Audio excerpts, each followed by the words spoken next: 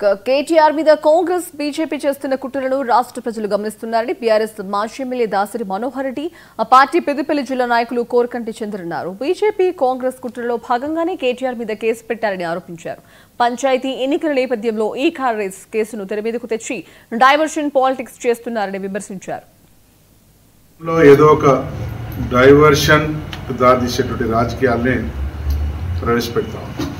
అలవిగానటువంటి హామీలు ఇచ్చి వాగ్దానాలు చేసి 6 గ్యారంటీలని 420 వాగ్దానాలు చేసి హామీలు ఇచ్చి ఈరోజు ఏ ఒక్కటి కూడా పూర్తి స్థాయిలో నెరవేర్చిన పరిస్థితుల్లో ఈ రాష్ట్ర ప్రభుత్వం ఉంది.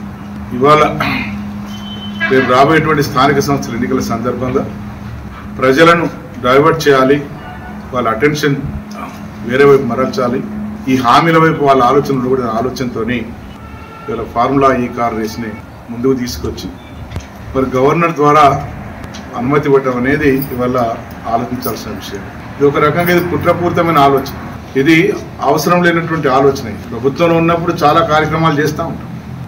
ఈ ఫార్ములా ఈ కార్ రేస్ అనేది కూడా ఆ రోజు ప్రభుత్వంలో ఉన్నప్పుడు ఒక మంత్రిగా, ప్రభుత్వ ప్రతినిధిగా హైదరాబాద్ బ్రాండ్ ఇమేజ్ని పెంచడానికి చేసినటువంటి కార్యక్రమం.